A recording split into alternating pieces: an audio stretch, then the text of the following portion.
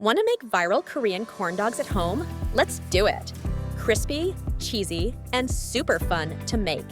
Let's get started. You'll need hot dogs, mozzarella cheese, flour, sugar, baking powder, milk, and panko breadcrumbs. For fun, try cubed potatoes or crushed ramen noodles. Skewer your hot dog and mozzarella cheese. Quick and simple. Mix flour, sugar, baking powder, and milk into a smooth, thick batter. Dip the skewers into batter, then roll in panko. Or for a twist, use potatoes or ramen. Now, fry until golden and crispy. Listen to that sizzle, so satisfying. Sprinkle sugar on top for that authentic Korean street food touch. Serve with sauces like ketchup or spicy mayo.